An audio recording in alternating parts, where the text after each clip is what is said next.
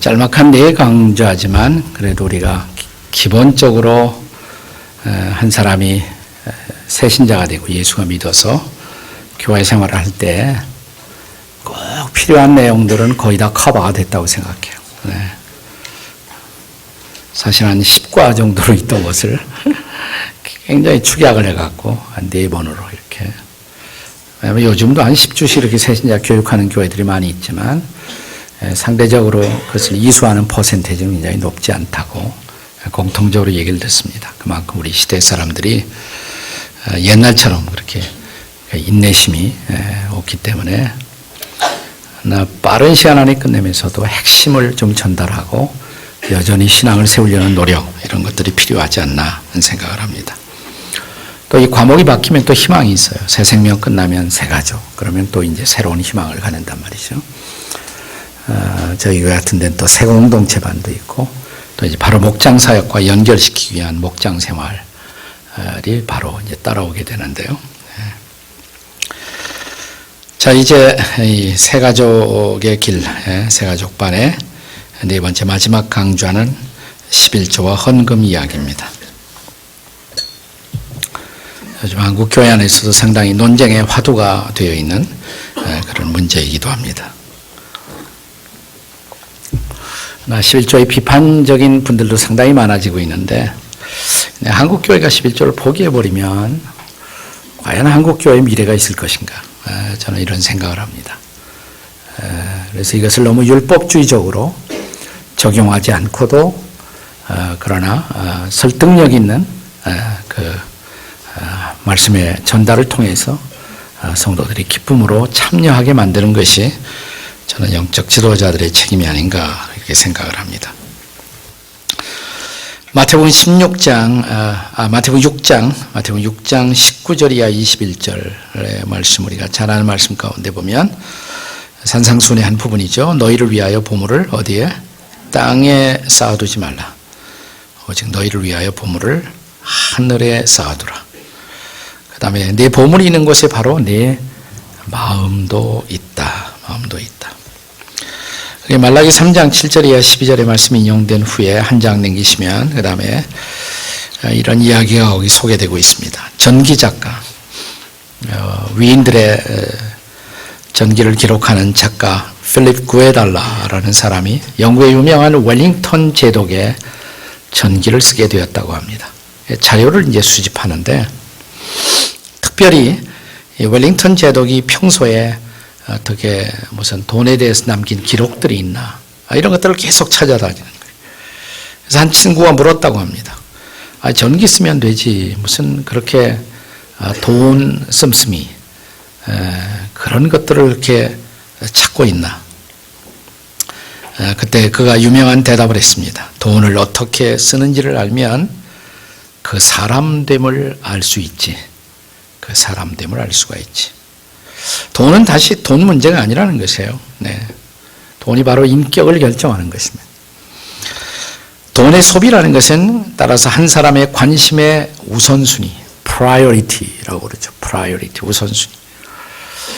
그러니까 돈을 어디에 쓰느냐, 무엇을 그 사람이 중시하고 살았느냐가 알 수가 있잖아요. 혹은 그의 가치관의 문제, 가치관. 그의 value 시스템이 어디에 있었느냐. 자기 돈이 소모되는 것에 자기가 무엇을 중시하고 살았느냐라는 가치관을 알아볼 수가 있는 것이죠. 저 같은 우리 그 신앙 전통은 이제 베프티스트 침례교 전통이라 이제 세례가 아니라 물 속에 아주 완전히 집어넣는 immersion, 침례를 이제 하는데 이런 그 스토리가 있습니다. 어떤 미국 교회에서 목사님이 이제 교인 한 사람을 침례를 주려고 그 베프티스트리 침례조라고 하는 글로 내려오라고 빨리 이제 이렇게 침례를 주려고. 근데 안 내려오는 거예요. 자꾸 머뭇머뭇하는 거예요. 그래서 왜 안 내려오시냐고 그러니까 사실은 제가 이 지갑이 있었는데 지갑을 어디 놓아야 좋을지 몰라서 그렇다고. 목사님 웃으시면서 그 지갑도 침례를 받으셔야 합니다. 지갑도 침례를 받으세요. 이 베프티즘이라는 중요한 것이 뭐냐면 물속에서 죽고 나올 때 나는 새로운 사람으로 나온다. 돈 씀씀이가 달라지지 않는다면 우리는 그 사람의 회심을 신뢰할 수가 없는 것이죠. 예. 내가 정말 예수 믿고 구원받고 새 피조물 새 사람이 되었다면 돈 씀씀이가 달라지지 않겠습니까? 예. 우선 그러려면 하나님 앞에 드리는 헌금의 태도부터 좀 달라져야겠죠. 그래서 11조와 헌금 이야기를 같이 하도록 하겠습니다. 우선 함께 읽고자 하는 본문 말라기 3장 8절 이 대목을 보시면 하나님의 백성들이 타락하고 있는 증거로서 무엇이 지적되고 있습니까? 또 그렇게 지적된 이유가 무엇 때문이라고 생각을 하십니까? 일단 말라기 3장 8절을 같이 읽겠습니다. 시작.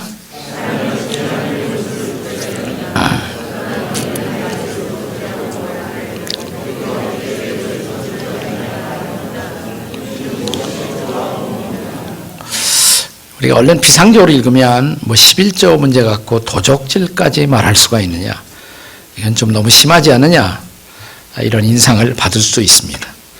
그래서 우리는 말라기라는 이 책의 배경을 조금은 좀 이해할 필요가 있다고 생각이 들어요. 네.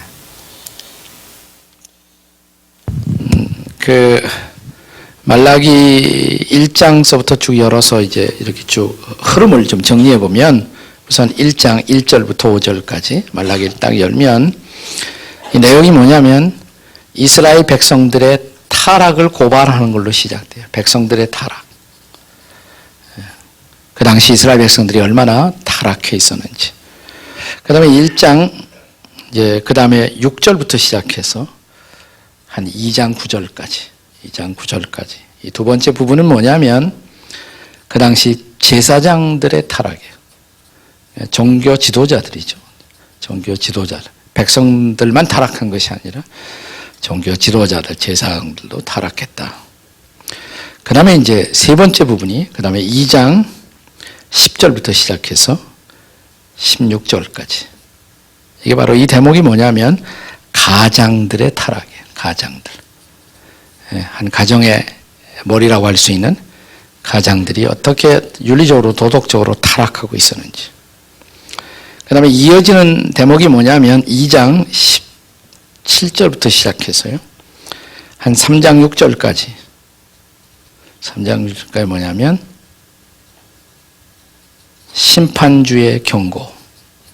심판하실 분이 오신다. 그러니까 깨어서 준비해야 된다. 그러니까 타락을 쭉 경고한 다음에 심판주의 오심을 경고하고 있는 것입니다. 우리가 지금 생각하려는 것이 3장 8절이잖아요. 그 다음에 이제 3장 8절에 11조 얘기가 나와요. 3장 8절에. 그래서 어떤 배경에서 지금 나오고 있느냐. 잘 아신 대로 말라기서는 구약의 마지막 책입니다. 그리고 이 책이 이제 끝나고 나면 구약과 신약의 중간기, 가운데 중간기라는 시대가 와요. 약 400년 동안 하나님의 음성이 백성들에게 들려지지 않습니다. 우리 암흑시대라고 부르죠. 캄캄한 암흑시대가 그 다음에 다가와요. 그런 암흑시대 건너편에서 드디어 메시아가 오시는 그런 역사의 순서인데, 그래서 이거 타락기, 타락한 시대를 배경으로 해서 총체적 타락이에요. 백성도 타락하고 종교 지도자, 가정의 가장들도 다 타락하는 순간에 이제 심판주가 오신다. 그래서 회개를 촉구합니다. 그럼 뭐부터 회개해야 할 것이냐? 제일 먼저 하는 것이 뭐냐면 그 타락의 현저한 증상 중에 하나가 하나님의 일에 관심이 없다는 증거 중에 하나가 다 11조를 포기하고 있었단 말이죠. 그 당시. 그러니까 이것부터 회복되지 않으면 안 된다. 이것이 바로 말라기 서의 역사적 배경이다라는 것을 우리가 이해할 필요가 있단 말이죠. 하나님께 드림을 포기하는 것, 이것이야말로 그 당시 시대의 현저한 타락의 증상이었다라는 것을 고발하고 있는 거란 말이죠, 지금. 자, 말라기 3장 3절에서는 레위 자손들이나 당시 종교 지도자들이 깨끗하게 되면 제일 먼저 그들에게 일어나야 할 변화가 무엇이라고 말합니까? 3장 3절 읽어보겠습니다. 시작.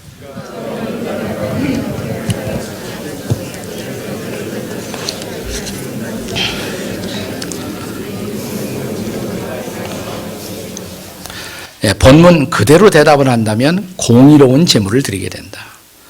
공의로운 제물. 즉 반대는 불의겠죠. 불의한 제물이 아니라 공의로운 제물이에요. 불의한 제물이라는 것은 자기 자신을 속이는 제물. 11조라고 그러면 사실 11조도 아닌 제물들. 혹은 적당히 그냥 겉으로만 하는 척하는 것. 정말 진정성이 없는 하나님을 향한 마음의 감사도 또 하나님의 주권에 대한 인정도 고백도 없는 이런 헌금 행위. 이런 것들은 다 불의한 제물이란 말이에요. 불의한 제물. 그들이 돌이켰다면 회개했다면 공의로운 제물을 드리게 된다. 바른 마음을 가지고 바른 제물을 드리게 된다. 사실 너희들이 지금 도둑질하고 있다. 이게 3장 8절인데 3장 8절 직전에 3장 7절에 보시면 돌아오라 말라기가 그 메시지를 지금 외치고 있습니다. 돌아와라. 이제는 하나님께 회개해야 된다. 돌아와야 한다. 그렇다면 11조를 도둑질하는 것부터 그쳐야 한다. 이게 배경이에요. 지금 이 배경. 배경을 이해하면 훨씬 더 어떤 문맥 속에서 지금 말라기라는 선지자가 이것을 강조하고 있는지를 알 수가 있죠. 같은 맥락에서 종교개혁자인 마르틴 루터도 이런 말을 했습니다. 우리에게 두 가지 회심이 있는데 하나는 마음의 회심이다. 마음이 돌이키는 거. 이게 첫 번째 회심이라면 또 하나의 회심은 주머니의 회심이다 그랬어요. 주머니가 회심하는 것이다. 네. 같은 맥락의 말씀인데 요한 웨슬리는 나는 주머니가 회개하지 않은 사람의 회개를 신용하지 않는다. 이런 말도 했습니다. 내가 정말 예수 믿고 구원받고 새로워졌다면 하나님께 드리는 드림의 행위에 현저한 체인지와 변화가 있을 수밖에 없다. 를 강조한 것이죠. 자, 11조와 헌금의 중요성입니다. 11조와 헌금의 중요성. 왜 중요하냐? 첫째는 믿음의 표현입니다. 11조가 바로 믿음의 표현이에요. 그것이 바로 믿음의 표현이라는 게 제일 중요해요. 8절 말씀에서는 우리가 11조와 헌금을 해야 하는 중요한 이유가 무엇이라고 합니까? 이미 읽었던 말씀이지만 다시 한번 읽습니다. 시작.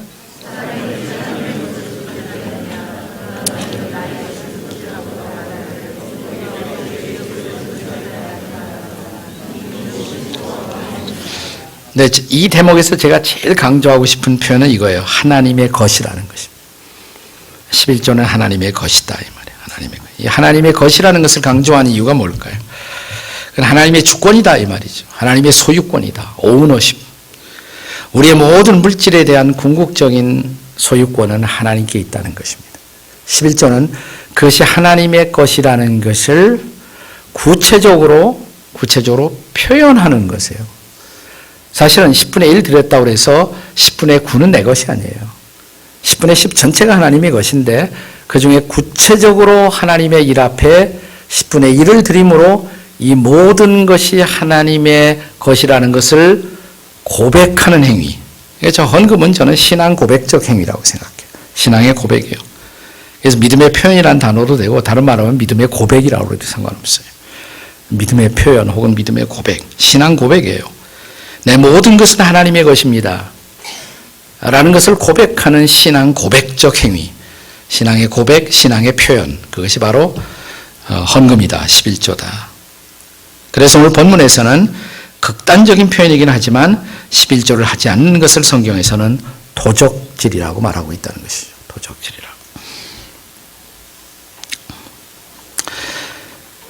믿음의 표현 혹은 믿음의 고백. 두 번째는 성도의 의무라는 것입니다. 11조라는 것은 성도의 의무라는 것입니다. 어떤 사람들은 11조가 구약시대의 율법이기 때문에 오늘날 복음시대, 신약시대에서는 지킬 필요가 없다는 것을 가르치는, 주장하는 학자들도 적지 않게 있습니다. 사실입니다. 그런데 과연 이것이 율법시대의 산물인가? 그래서 율법시대가 아닌 지금 우리와는 상관이 없는 것일까? 우리가 몇 군데서 봐야 할 중요한 성경 말씀이 있어요. 우선 창세기 14장 20절. 여러분, 11조가 하나의 율법으로서 제시되기 시작한 것은 언제냐면 이것은 성경을 말하면 레위기 시대예요. 레위기가 기록되는 시대. 그런데 이 창세기 14장 20절은 그보다 훨씬 더 옛날 사건이란 말이에요. 창세기 14장 20절. 다 같이 읽겠습니다. 시작. 너희 대적을 네 손에 붙이신 지극히 높으신 하나님을 찬송할지로다 하며 아브라함이 그 얻은 것에서 10분의 1을 멜기세덱에게 주었더라. 잠깐 좀 배경을 소개하면요. 아브라함의 조카 롯이 그 소돔 주변에 있던 다른 부족 국가들에 의해서 포로가 되죠. 포로가. 네, POW, Prison of War, 전쟁 포로가 된 거예요. 아브라함이 조카 롯을 구출하기 위해서 전쟁을 벌입니다. 근데 기습 공격을 해요. 자기가 직접 기르고 있었던 사병이 있었는데 한 300명 데리고 있었던 병사를 데리고 한밤중에 기습 공격을 해서 조카 롯을 구출하는데 성공하죠. 전쟁에 승리하고 돌아와요. 네, 예루살렘으로 돌아옵니다. 돌아오는데 돌아오다가 희한한 사람을 만나요. 이 사람이 뭐냐면 멜키세덱이라는 이름을 가진 살렘의 왕이다. 그러니까 아마 예루살렘의 지도자였을 거예요. 살렘의 왕이다. 동시에 그는 제사장이었어요. 왕이고 제사장이었던 사람이에요. 이 멜키세덱이 환영을 하는 거예요. 수고했다고, 전쟁에 승리하고 돌아온다고. 네, 그러면서 아브라함을 뭐라고 축복하느냐 하면 여기서 이 20절에 너희 대적을 내 손에 붙이신 지극히 높으신 하나님을 찬송할지로다. 아브라함은 전쟁에 승리하고 돌아오니까 개선 장군으로서 아마 자기 자신에 대한 프라이드가 한껏 높아져 있었을 것입니다. 역시 내 작전은 딱 들어맞았어. 나는 역시 골이 좋은 사람이야. 머리가 좋은 사람이야. 나는 역시 IQ가 괜찮은 사람이야. 아브라함이 굉장히 아마 이런 마음으로 돌아오고 있었을 거예요. 근데 아브라함을 환영 나온 하나님이 보내신 제사장 왕 멜키세덱이 이렇게 말한, 다시 잘 들어보세요. 너의 대적을 내 손에 붙이신 지극히 높으신 하나님. 이게 무슨 뜻입니까? 전쟁은 네가 머리 좋아서 승리한 게 아니야 이 말이에요. 대적을 내 손에 붙이신 분은 누구라고요? 하나님이라고. 아, 하나님이 이 전쟁을 도와주셨구나. 그걸 깨닫자마자, 그걸 깨닫고 나서 한 행위가 뭐예요? 전리품에 아브라함이 얻은 것에서 10분의 1을 멜키세덱에게 주었다. 10분의 1을 하나님의 제사장에게 주었다는 10분의 1을. 왜? 이 전쟁은 하나님의 도움으로 승리했다는 것을 알기 때문에. 우리가 헌금하려고 그러면 왜 힘듭니까? 헌금이 힘든 이유. 솔직하게 말해서 헌금이 힘든 이유. 이게 어떻게 내가 번 돈인데, 내가 어떻게 번 돈인데, 얼마나 땀 흘려 내가 애써서 번 돈인데, 그런 생각이 있잖아요. 근데 생각해 보세요. 땀 흘려 일할 수 있는 건강 누가 주신 거예요? 하나님이. 또 일할 수 있는 환경 누가 주신 거예요? 하나님이. 또 그 일을 처리할 수 있는 지혜와 판단력 누가 주신 거예요? 하나님이. 아, 하나님이 다 도와주신 거네. 이걸 깨달으면 그 다음에 하나님 앞에 드리는 것이 그렇게 아까울까요? 아니죠. 그걸 깨닫지 못했기 때문에 그래요. 네? 그래서 10분의 1을 주었더라. 근데 이것이 율법 시대 이전이다 이 말이 중요한 것은. 그러니까 11조의 practice, 실천은 율법 시대 이전부터 있었다. 율법 시대 이전부터. 창세기에 심지어 나온다. 여기만 나오는 게 아니에요. 창세기 28장에도 나와요. 28장 22절. 그러니까 율법 시대 그러면 모세를 생각해야 돼. 모세 이후. 모세가 시내산에서 율법을 받은 이유가 율법 시대예요. 근데 지금 그 훨씬 이전이에요. 지금 모세 이전의 이야기예요. 자, 창세기 28장 22절 다 같이 읽겠습니다. 시작. 내가 기둥으로 세운 이 돌이 하나님의 집이 될 것이요 하나님께서 내게 주신 모든 것에서 10분의 1을 내가 반드시 하나님께 드리겠나이다 하였더라. 이게 누가 한 소리입니까? 이 고백을 한 것은 야곱이죠. 야곱이 한 것입니다. 네, 야곱의 유명한 서원의 장면입니다. 그가 하란을 향해서 가면서 다시 또 나중에 집으로 돌아올 것을 생각하면서 내가 아버지 집으로 평안히 돌아만 올 수 있다면, 그리고 제가 지금 가는 이 길에서 먹을 것도 주시고 입을 것도 주신다면 두 가지 약속을 하겠습니다. 하나는 지금 이 돌 하나밖에 없지만 여기다 성전을 세울 것이고, 그리고 11조를 드리겠습니다. 그러니까 하나님의 백성들, 야곱, 아브라함, 이삭, 야곱, 이때부터 아까 아는 아브라함 나왔는데 아브라함, 이삭, 야곱, 이 하나님의 백성들의 처음 역사 때부터 그들의 마음속에 무슨 사상이 있었다? 11조 사상이 있었다는 것을 알 수가 있어요. 네, 그때부터 있었던 거예요. 그러니까 훗날 모세와 율법 시대와 함께 시작한 것이 아니라 하나님의 백성의 초기 역사서부터 이 11조에 관한 관념과 실천이 존재하고 있었다는 것을 알 수가 있어요. 자, 율법 시대가 모세와 함께 시작하고 예수님 오시자 율법 시대는 일단 거기서 끝났습니다. 그러니까 더더욱 11조는 우리와 관련이 없을까? 우리의 가장 중요한 관심사는 이런 것입니다. 예수님은 11조를 어떻게 생각하셨을까? 예수님은. 자, 마태복음 23장 23절의 말씀입니다. 같이 읽겠습니다. 다 같이 시작. 화 있을진저 외식하는 서기관들과 바리새인들이여 너희가 박하와 회양과 근체의 11조는 드리되 율법에 더 중요한 정의와 긍휼과 믿음은 버렸도다. 그러나 이것도 행하고 저것도 버리지 말아야 할지니라. 예수님 당시에 바리새인들 11조 철저히 드렸단 말이죠. 근데 11조 철저히 드리면서도 그들의 마음속에 진정한 정의감이 없었어요. 또 사람들을 불쌍히 여기는 긍휼의 마음이 없었어요. 그런데 사실은 율법에서 더 중요한 것은 정의, 긍휼 이런 게 더 중요한 거란 말이죠. 11조도 율법의 한 부분이에요. 근데 너희들이 11조는 강조하면서 이런 정의와 긍휼, 믿음은 왜 강조하지 않느냐? 그런데 이 말씀을 비약시켜서 그러니까 11조는 필요 없다가 아니라는 것이죠. 그 다음에 예수님이 뭐라고 그랬어요? 그러나 이것도 행하고, 그러니까 율법의 정신, 의, 긍휼을 추구하는 정신, 이것도 행하고 저것도 11조도 버리지 말라. 예수님의 말씀. 예수님이 절대로 11조를 부인하지 않으셨다라는 사실을 여기서 우리가 볼 수가 있단 말이죠. 그래서 믿음의 표현, 믿음의 고백이다. 따라서 이것은 성도의 의무라고 할 수가 있다. 성도라면 당연히 해야 할 의무인 것이다. 성도의 의무이다. 세 번째는 사역의 도구라는 것입니다. 사역의 도구 혹은 방편이라고 해도 상관없어요. 사역의 도구, 사역의 방편. 본문 4, 5절과 10절의 말씀을 읽고 우리가 11조를 하는 또 하나의 중요한 이유가 무엇인지 대답해 보십시오. 우리가 구약 성경을 읽으면서 거기 하나님의 성전 혹은 하나님의 집 이런 개념이 나오면 그것을 신약적으로 해석할 때 그것은 교회와 연결되어 있다는 것을 늘 염두에 둘 필요가 있습니다. 그러니까 신약에서도 여전히 교회를 하나님의 집이라고 말하고 있다는 사실입니다. 연속성이 있어요. 그런 면에서 여전히. 자, 우선 말라기 3장 4절 5절을 함께 읽겠습니다. 시작.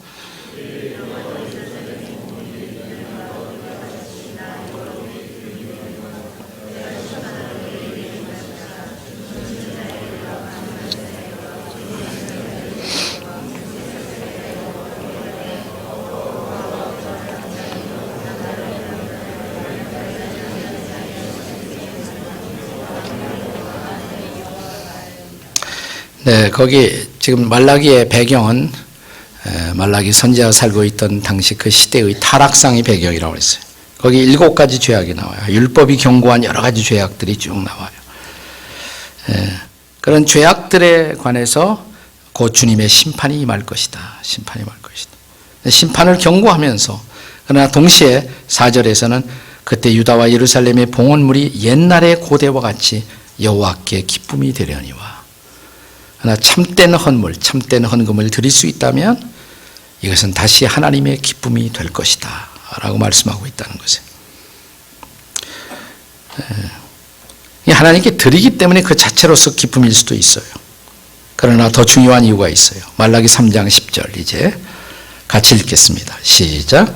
만군의 여호와가 이르노라 너희의 온전한 11조를 창고에 들여 나의 집에 양식이 있게 하고 그것으로 나를 시험하여 내가 하늘 문을 열고 너에게 복을 쌓을 것이 없도록 붙지 아니하나 보라. 중요한 것은 뭐냐면 내 집에 양식이 있도록 하기 위해서. 그 얘기는 뭐냐면 그 집에 양식이 있어야 그것으로 하나님이 기뻐하시는 일을 할 수가 있단 말이에요. 불쌍한 사람 구제도 할 수 있고 여러 가지 일을 할 수가 있단 말이죠. 네. 그렇기 때문에 온전한 11조를 내 창고에 드리는 것이 중요하다. 우리가 이 온전한 11조가 뭐냐 이거 가지고 많은 또 논쟁을 벌입니다. 수입 전체 그로스라고 그러는데 전체 인컴 수입에서의 11조냐 아니면 거기서 내가 처음에 들어갔던 건 다 빼고 순수한 이익에서의 11조냐 온전한 11조가 뭐냐? 모르겠어요. 그런 건 성경이 것까지 우리가 가르쳐 준 것은 아니에요. 근데 저는 그거보다도 여기서 온전한 11조라는 것은 온전한 마음으로 드리는 11조. 저는 마음이 중요하다고 생각해요. 온전한 마음. 실제로 11조가 얼마냐는 것보다도 내가 온전한 헌신, 온전한 마음으로 정말 11조를 드릴 수가 있느냐. 하나님을 사랑하는 마음으로 드릴 수가 있느냐. 이것이 훨씬 더 중요한 거란 말이죠. 자, 이러한 정신은 여전히 이런 하나님의 집이라는 것이 뭐냐면 하나님의 일을 하는 센터란 말이죠. 하나님의 집에 있는 것으로 사람들을 구제하고 또 사람들에게 하나님의 사랑을 드러내고, 이 하나님의 집에 양식 있게 하라는 말이 신약에서도 계승되고 있다. 우리가 잘 아는 디모데전서 3장 15절 같이 읽겠습니다. 시작. 만일 내가 지체하면 너로 하여금 하나님의 집에서 어떻게 행해야 할 것을 알려 함이니 이 집은 살아계신 하나님의 교회요 진리의 기둥과 터니라. 하나님의 집을 통한 하나님의 사역을 펼쳐가기 위해서는 이 11조가 필요하다 이 말이에요. 그런 면에서 사역의 방편이다. 사역의 도구다. 이거 없으면 하나님의 일을 할 수가 없기 때문에. 구약에는 구제가 제일 많이 강조되고 있어요. 구제가 가난한 사람들. 그러나 신약에 와서는 한 가지가 더 구제 이상으로 강조가 됩니다. 그게 선교죠. 선교. 구제와 선교. 구제와 선교. 하나님의 사역의 대표적인 선교나 구제를 감당하기 위해서는 우리에게 하나님의 집에 양식이 있어야 한다. 헌금이 있어야 한단 말이죠. 그 사역의 도구와 방편이 바로 헌금이다라는 사실입니다. 또 뿐만 아니라 11조와 헌금은 드리는 사람들에게도 복이에요. 축복이에요. 드리고 끝나는 것이 우리에게도 축복이랍니다. 그걸 우리가 본문 10절을 보고 우리가 11조와 헌금으로 주를 섬길 때 약속된 축복이 무엇인지 말해 보십시오. 말라기 3장 10절을 다시 읽겠습니다. 시작. 이르노라 너희의 온전한 11조를 창고에 들여 나의 집에 양식이 있게 하고 그것으로 나를 시험하여 내가 하늘문을 열고 너에게 복을 쌓을 것이 없도록 붙지 아니하나 보라. 사실 성경에 여러 번 하나님께서는 나를 시험하지 말라고 말씀하십니다. 하나님을 시험하지 말라 라고 말씀하시는 하나님이 유일하게 예외적으로 시험하라고 한 말씀이 이 말씀이에요. 11조 좀 드리고 내가 너를 복주나 안 주나 한번 시험해 보라. 이건 너에게 손해가 아니다 이 말이지. 그냥 마이너스로 통장에서 빠져나가고 끝나는 것이 아니다. 이것이 너에게 오히려 축복과 유익이 될 수가 있다. 같은 맥락의 말씀을 신약 성경에서 볼 수가 있는데 그 좋은 말씀이 저는 빌립보서 4장 19절이라고 생각해요. 빌립보서 4장 19절 다 같이 읽겠습니다. 시작.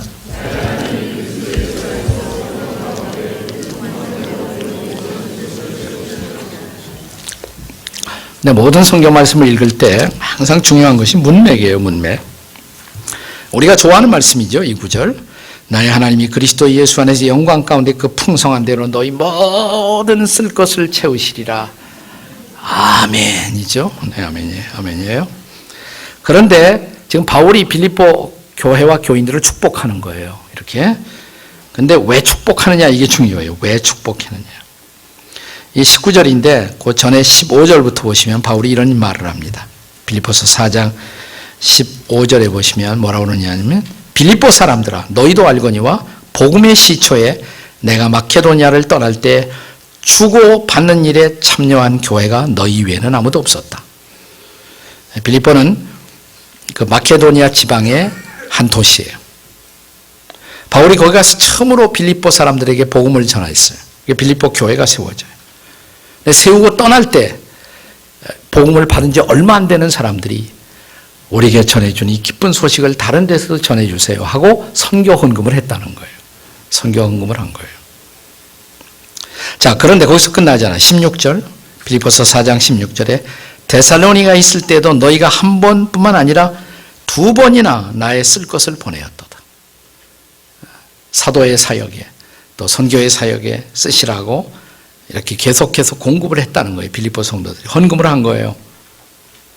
이렇게 헌금을 받은 바울이 너무 감격해서 축복하는 축복이 뭐냐면 나의 하나님이 그리스도 예수 안에서 영광 가운데 그 풍성한 대로 너희 모든 쓸 것을 채우시리라. 그러니까 이 빌립보 성도들은 뭐예요? 축복받아 마땅한 사람들이에요. 축복받아 마땅한 사람들. 이미 드릴 줄 아는 사람들, 이미 하나님의 나라 사역을 위해서 드리고 헌신할 줄 아는 사람들에게 야, 너희들이 축복받지 않으면 누가 축복받겠니? 하나님이 당신들을 축복하시기를 원합니다. 이게 바울을 통해서 주어진 축복이란 말이죠. 네. 그러니까 뭐예요? 우리가 축복을 받으려면 이게 무슨 빠따 교환제로 하는 것이 아니라 내가 11조하면 하나님이 이만큼 나를 주실 것이다. 그게 아니라 하나님의 일이 복음의 사역이 존귀하고 귀해서 이미 드리고 있으면 하나님 보실 때 하나님 가만히 있겠느냐 말이죠. 그 하나님의 복된 일, 귀한 일 더 할 수 있도록 우리 하나님이 너희들을 축복하시지 않겠느냐. 맥락이 지금 본문의 문맥이 바로 그런 말씀이란 말이죠. 네. 자, 이제 본문 11절에 약속된 두 번째 축복은 무엇입니까? 두 번째 축복. 네, 하늘 문을 열고 복을 주겠다. 네, 거기 끝나지 않아요. 또 두 번째 축복이 있어요. 3장 11절 다 같이 읽겠습니다. 시작.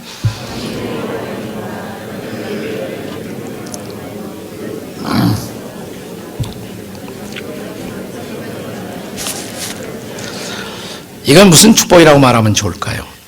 재앙을 막아주시는 축복.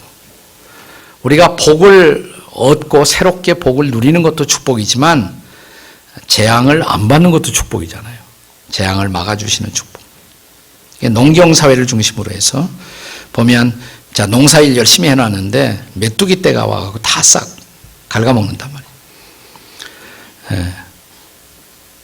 또 포도나무 열매가 추수 때가 되기 전에 강풍이 불어갖고 다 포도가 떨어져 버려요. 그러면 제대로 수익을 거두지 못하잖아요. 근데 그런 일이 안 생기면, 자연의 재해나 재앙이 안 생기면 그것도 축복이죠, 사실은. 그것도 축복이에요. 그래서 우리 선배 목사님들이 한 얘기, 저는 그거 틀림없이 맞는 얘기라고 생각해요. 교회다 11조 안 내면 11조 내는 데가 따로 있어요. 병원에 갖다 내신단 말이에요, 병원에. 병 나갖고 거기다 다 낸단 말이죠. 그럼 둘 중에 하나요. 교회 가서 내시겠습니까? 아니면 병원 가서 내시겠습니까? 은행 가서 내시겠습니까? 뭐 그런 차이밖에 없단 말이죠. 네. 하나님이 재앙을 막아주시는 축복도 큰 축복이다 이 말이죠. 본문의 12절에서는 하나님의 영광과 관련된 다른 어떤 축복이 또한 약속되어 있습니까? 또 하나 있어요. 약속된 축복이 뭐냐? 말라기 3장 12절 다 같이 읽겠습니다. 시작. 땅이 아름다워짐으로 모든 이방인들이 너희를 복되다고 하리라. 만군의 여호와의 말. 너희의 땅, 삶의 터전이 아름다워지는 모습을 보고 우리가 복을 누리는 모습을 보고 하나님 모르는 이방인들이 야, 너희가 정말 복받았구나. 네, 다시 말하면 불신자들에게 선교적 증거가 되는 축복. 11조와 헌금을 통해서 내 삶이 더욱 풍성한 은혜를 누림으로 불신자들에게 선교적 증거가 되는 축복. 이것도 얼마나 커다란 축복이에요. 그렇죠? 그런데 예수 믿더니 꼴 좋구나 뭐 이런 사람들이 아니라 정말 복 받았구나. 당신 보니까 하나님이 살아계신 것이 틀림없다고. 네. 자, 이런 축복들이 약속되어 있단 말이죠. 11조에. 자, 이제 구체적으로 좀 더 11조와 헌금의 실천을 생각해 보겠습니다. 다음 구절을 읽고 질문에 답해 보십시오. 우선 헌금은 언제 해야 되느냐? 그럼 언제 드려야 하느냐? 우선 고린도전서 16장 1절 2절 같이 읽겠습니다. 시작.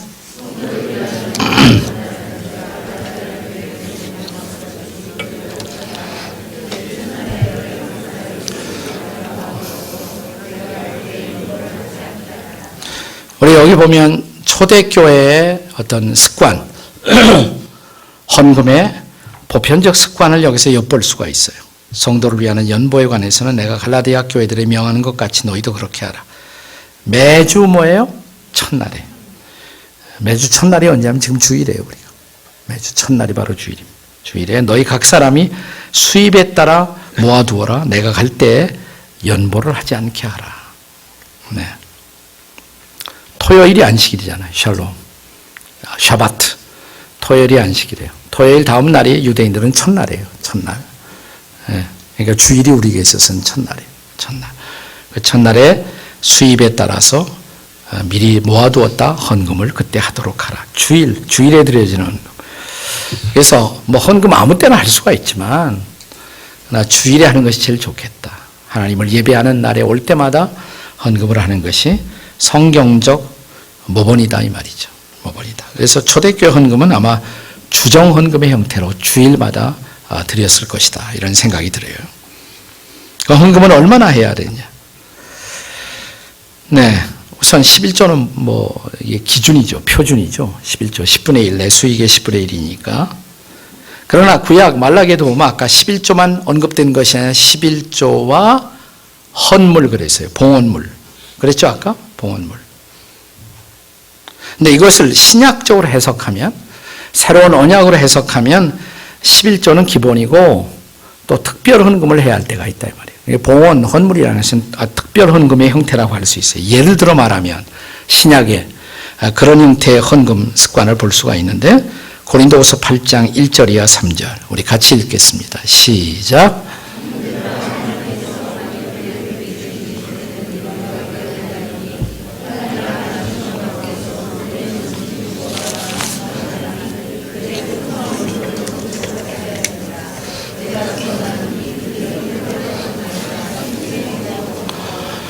나는 이 구절을 지금의 우리로서는 도무지 이해가 안 되는 초대 그리스도인들의 헌신이다 이렇게 말하고 싶어요.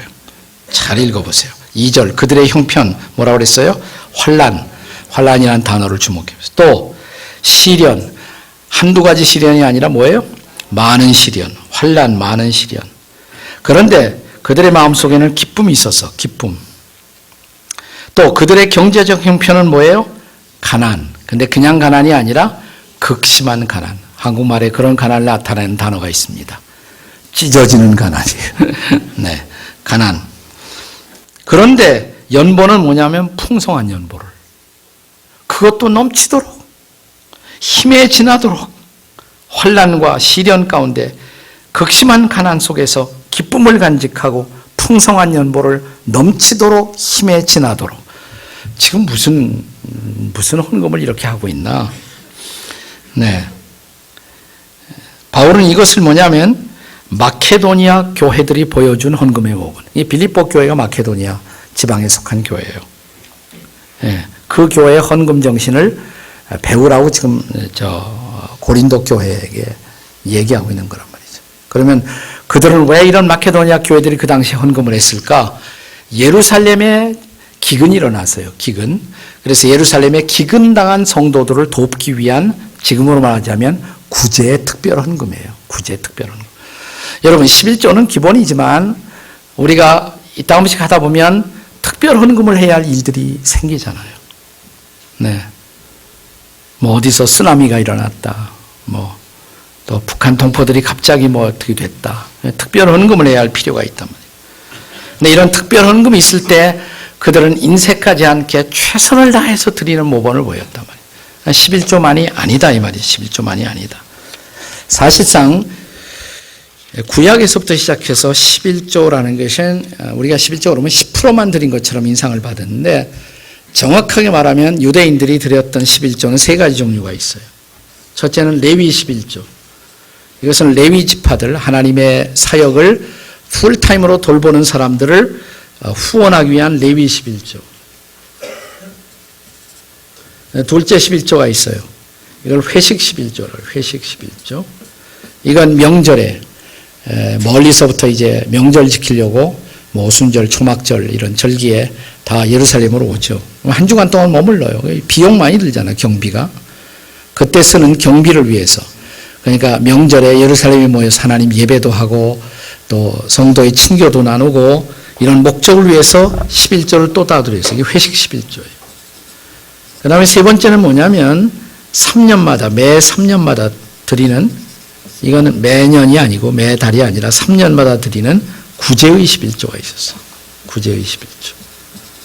특별히 과부, 고아, 또 가난한 사람들, 이런 사람들을 위해서 구제의 11조를 드렸어. 근데 이걸 다 합하면 예? 약 22% 내지 23%가 돼요. 22%, 23%를 과거에 유대인들이 드리고 있었음을 알 수가 있어요. 그러니까 11조 그러면 10% 딱 내고 나 할 일 다 했다가 아니라 이 말이에요. 결코 그것이 아니다 이 말이죠. 네. 그러니까 요즘 우리의 헌금 습관과 지나간 시대의 우리 신앙의 선배들의 헌금 습관이 얼마나 달랐는가를 좀 생각해 볼 필요가 있죠. 자, 그 다음에 헌금과 함께 무엇을 드려야 합니까? 헌금과 함께 무엇을 드려야 합니까? 고린도후서 8장 5절 같이 읽겠습니다. 시작.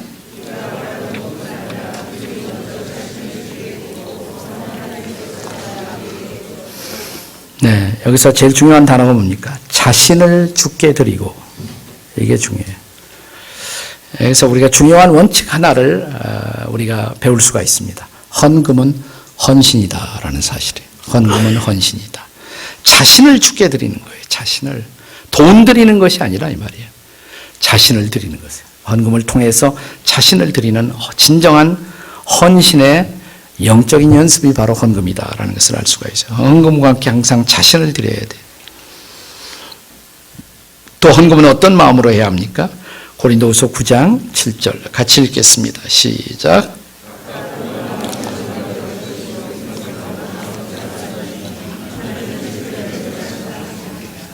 우선 부정적으로 경계해야 될 것이 뭐냐면 인색하게 헌금하지 말아라. 억지로 그냥 인색하게 그냥 마지못해 이렇게 헌금 때가 다가오니까 주머니에서 그냥 나오다가 큰 거 나오면 다시 집어넣고 네.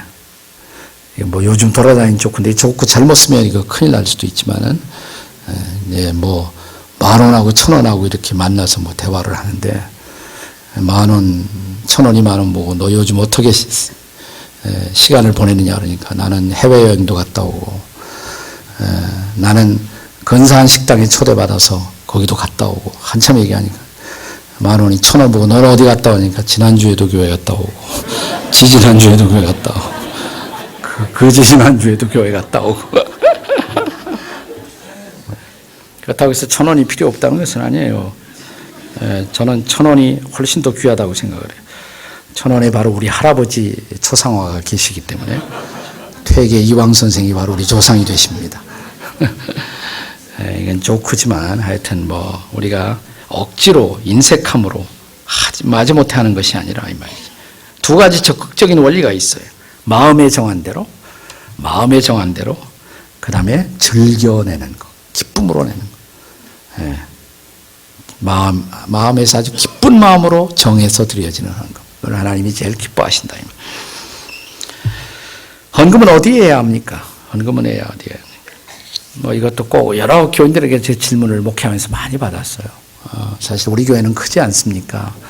가난한 시골 교회 갔다가 11조 드리면 안 될까요? 참 대답하기가 힘들어요. 사실 저로서. 네. 그냥 시골 교회 가서 드리라고 말하고 싶어요. 저는 제 마음은. 그러나 잘못하면 이것이 그분의 헌금 습관의 건강한 습관을 왜곡시킬 수가 있어요. 네. 그러면 지금 나가는 교회는 형식적으로 나가고 그건 아니잖아요. 네. 그래서 정 그렇게 그 교회가 도움이 필요하고 그러면 11조는 일단 본교회에 드리고 지정헌금을 하세요. 지정헌금. 그 교회로 지정헌금을 하시면 꼭 책임져 제가 그 교회로 보내드리겠습니다. 필요하다면 조금 더 보태서 보내드리고 하겠습니다. 왜냐하면 일단 신앙생활하는 그곳, 자기의 영적 집이라고 말할 수 있는 그곳에 들여서 그것이 헌금 생활의 어떤 저는 원칙이라고 생각해요. 원칙이라고. 뭐 성경에 그렇게 꼭 쓰여 있는 것은 아니지만 저는 말라기 3장 10절을 바르게 적용하면 그런 결론을 내릴 수가 있다고 생각을 합니다. 헌금을 너무 내 뜻대로 사용하려고 하는 것은 헌금이 아니라고 생각해. 내가 컨트롤하는 것이. 헌금을 드린다는 것은 일단 하나님 앞에 드리면 하나님 마음대로 쓰십시오. 하나님의 일에. 내 손에서 떠난 거예요. 그런데 이 돈은 이곳에 쓰겠습니다. 제가 이곳에 쓰겠습니다. 그건 자기가 그 돈을 컨트롤하는 거예요. 헌금이 아니죠. 헌금은 하나님 앞에 드려서 하나님 자신의 뜻에 의해서 그게 쓰여지도록 해야 한단 말이에요. 말라기 3장 10절 같이 읽어보겠습니다. 시작. 만군의 여호와가 이르노라. 너희의 온전한 11조를 창고에 들여 나의 집에 양식이 있게 하고 그것으로 나를 시험하여 내가 하늘 문을 열고 너에게 복을 쌓을 것이 없도록 붙지 아니하라 보라. 여기서 강조하고 싶은 것은 나의 집이라는 단어예요. 나의 집. 하나님의 집. 일종의 영적 센터 같은 역할을 하는 것. 나에게 있어서는 나의 하나님의 집이 어딘지. 나의 하나님. 내가 등록하고 신앙생활을 하고 있는 그곳이란 말이죠. 정말 여러분들의 출신 교회를 돕고 싶으면 진지하게 여러분이 출석하는 교회 목사님들하고 의논을 해서 그런 시골 교회를 도울 수 있는 방법을 모색한다면 얼마든지 길이 있을 수 있다고 생각을 해요.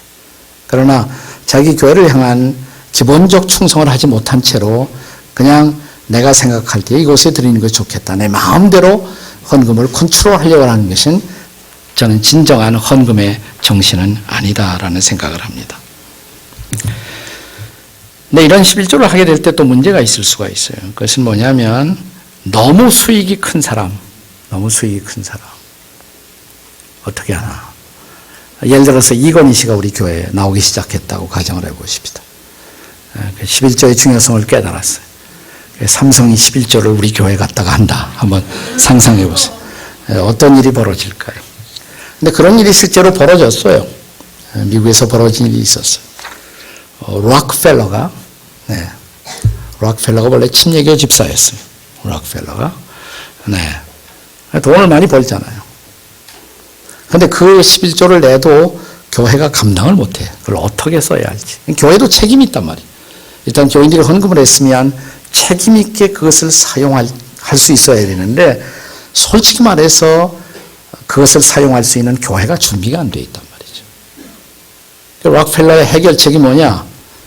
교회 목사님하고 그걸 솔직히 의논을 했어요. 그래서 그때부터 인류 역사사상 새롭게 시작된 제도가 있어요. 그게 뭐냐면 파운데이션이라는 것이 그래서 시작했어요. 파운데이션. 이 재단이라는 것이 그래서 시작돼요. 재단. 지금은 뭐 사회복지재단 뭐 이런 재단들이 많이 있지만 록펠러가 처음으로 시작을 한 거예요. 근데 재단을 만들면서 그 재단의 이사장이 록펠러가 아니에요. 그 교회 목사님이 재단 이사장이 되셨어요. 교회 목사님. 그리고 그 돈을 잘 관리할 수 있는 경제 전문가들이 다 와서 같이 그 파운데이션의 재단의 이사가 돼갖고 그 록펠러가 내는 11조를 그 회사가 낸 11조를 소중하게 전체의 공공의 유익을 위해서 어떻게 사용할 것인가를 의논해서 세워지기 시작한 운동이 파운데이션 무브먼트예요. 예를 들어서 우리나라에 제가 개인적으로 잘 좀 알고 있는 이랜드 같은 데서는 이랜드에서도 11조를 내요. 박 회장이 처음부터 그렇게 했어요. 11조를 내서 어떻게 하느냐. 교회에서 낸 것이 아니라 교회 목사님들 몇몇 사람들하고 합해서 이사진을 만들어서 에이시안 미션이라는 것을 만들었어요. 에이시안 미션 파운데이션이에요. 아세아 미션 재단.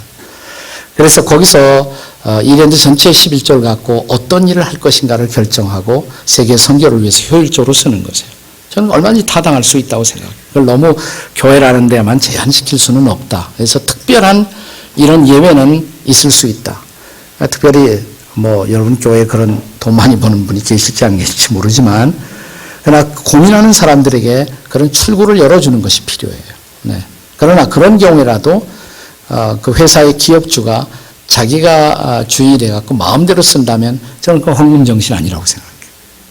객관적으로 타당성 있게 기도하는 사람들이 모여서 하나님의 일을 위해서 어떻게 쓰여질 것인가를 의논할 수 있다면 그것은 가능한 11조 사용 방법의 또 하나의 가능성 있는 대안이다. 저는 이런 생각을 합니다. 자, 마태복음 6장 19절 이하 20절 같이 읽겠습니다. 시작. 너희를 위하여 보물을 땅에 쌓아두지 말라.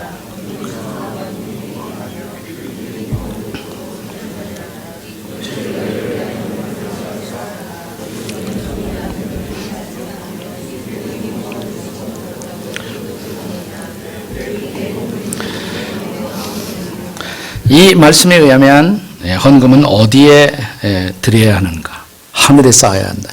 대답이 하늘에 쌓아야 된다. 근데 질문은 남죠. 하늘에 쌓아둔다는 말이 구체적으로 뭐냐? 어떻게? 하나님 나라 사역을 위해서 쓰여져야 한다 이 말이죠. 좀 더 하나님의 나라의 사역을 위해서 쓰여질 수 있는 곳. 뭐 특별히 어떤 제한을 할 수는 없어요. 그렇기 때문에 저는 11조를 너무 교회 내부로만 이렇게 한계를 적용하는 것보다는 조금 더 넓힐 필요가 있다. 제가 얼마 전에도 그 사람 얘기를 했습니다마는 그 유대인 랍비들의 책에 보면 이 사람 얘기가 상당히 여러 번 나와요. 모노바즈라는 사람이 있었어요.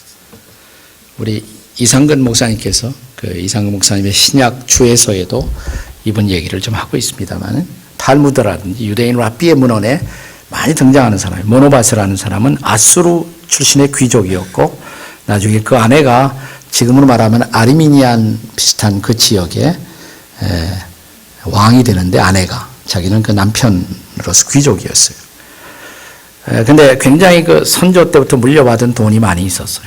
재산이 많이 있었습니다. 우연히 이 사람이 어느 날 토라를 읽기 시작합니다. 성경을 읽어요. 그리고 깊은 신앙의 마음이 생겨서 하나님과의 사랑 속에 빠지게 됩니다. 그러자 하나님께 자기 인생을 드리기로 작정하면서 재산을 정리하기 시작해요. 그리고 뜻있는 곳에 구제사역에 또 여러 곳에 헌금을 쓰기 시작합니다. 그러자 친척들이 몰려와서 항의를 했다고 그래요. 아니 당신의 선조들이 어떻게 피땀 흘려 모은 돈인데 이렇게 쓰느냐고. 그때 모노바스라는 사람이 유명한 이런 대답을 합니다. 예, 잘 압니다. 우리 조상들이 어떻게 피땀 흘려 이 돈을 모았는지. 근데 우리 조상님들과 저의 차이는 이렇습니다. 우리의 선조들은 그 재물을 땅에 쌓았고 저는 하늘에 쌓고자 하는 것입니다. 우리의 조상들은 오늘을 위해서 이 재물을 쓰고 있지만 저는 영원을 위해서 이 재물을 쓰고자 합니다. 영원을 위해서. 아주 유명한 대답이에요. 이것이 유명한 대답. 그래서 이것이 유대인 랍비들이 후손들을 또 하나님 앞에 드리기 위한 교훈으로 가르칠 때 이 스토리가 계속 많이 사용이 되었다고 합니다. 우리가 한 지역교회에 속하여 그 교회를 통하여 주께 사랑과 헌신을 구체적으로 드리고자 한다면 11조는 소속된 교회에 먼저 드린 후 그것이 원칙이라는 거예요. 그런데 예외는 있을 수가 있다. 교회가 감당하기 어려운 11조 같은 거 이런 것들은 재단이란 또 하나의 이러한 아이디어도 저는 가능할 수 있다고 믿는 사람이에요. 네. 그 밖에 타 교회나 타 기관을 지원하는 것이 헌금 생활의 윤리적인 원칙이라고 할 수가 있습니다.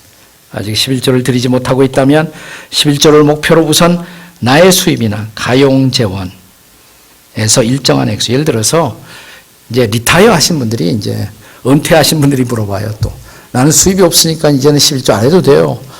그래서 제가 하세요 그럽니다. 아니 수입이 없는데 어떻게 합니까? 그럼 날마다 쓰시는 용돈이 있지 않습니까? 용돈의 11조를 하세요. 왜냐하면 돈의 문제가 아니라 내가 하나님 앞에 계속 헌신하고 있다는 증거가 되니까 용돈의 11조 하세요. 제가 어머님께 용돈을 드리거든요. 드릴 때마다 어머님 용돈의 11조 잊지 마세요. 네, 저는 그것도 헌신의 하나의 표시라고 생각을 해요. 표시.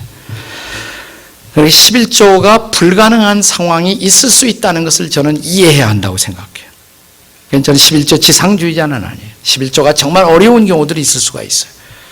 뭐 그렇다고 해서 구약처럼 저는 저주받는다고 가르치는 것은 저는 정당한 신약적 가르침은 아니라고 생각을 해요. 그럼 어떡하느냐? 11조가 만약 불가능할 경우에 월정이나 주정헌금으로 시작하면 되잖아요. 자기가 할 수 있는 범위 안에서의 최선, 내가 할 수 있는 범위 안에서의 최선으로 월정이나 주정으로 시작해서 할 수 있으면 11조까지 갈 수 있는 목표를 세우는 것. 저는 그것이 실제로 지혜로운 일이 아닐까라는 생각을 합니다. 결론을 맺습니다. 가장 중요한 결론은 뭐냐면 헌금은 결코 돈의 문제가 아니라는 것. 헌금은 헌신이라는 것입니다. 헌신. 그래서 결국 나라는 자체를 하나님 앞에 드리는 소중한 것. 또 하나님의 은혜의 보답이라는 것. 하나님이 나를 얼마나 사랑하셨는지. 또 나도 그 은혜의 보답으로 하나님을 사랑하는 하나의 증명, 하나님을 사랑함의 어떤 증명이 바로 헌금이라는 사실입니다. 제가 좋아하는 구절을 마지막으로 같이 읽고 이 전체를 마무리 지으려고 합니다. 아까 고린도후서 8장 제가 많은 시련 가운데서 극심한 가난이 풍성한 연보들을 넘치도록 하게 했다. 고린도후서 8장 2절인데요. 8절 참 좋은 말씀. 8절에도 보시면 내가 명령으로 하는 말이 아니라 오직 다른 이들의 간절함을 가지고 너희의 사랑의 진실함을 증명하고자 함이라. 사랑의 진실함을 증명하고 있어. 내가 하나님을 사랑한다면 하나님의 일에 드릴 수 있다는 것은 고귀한 특권이고 은혜에 대한 응답이라고 할 수밖에 없습니다. 나는 여러분이 이런 헌금 생활을 통해서 정말 하나님 앞에 아름다운 사랑의 고백자로 평생을 살아가는 여러분이 되시기를 주님의 이름으로 축복합니다.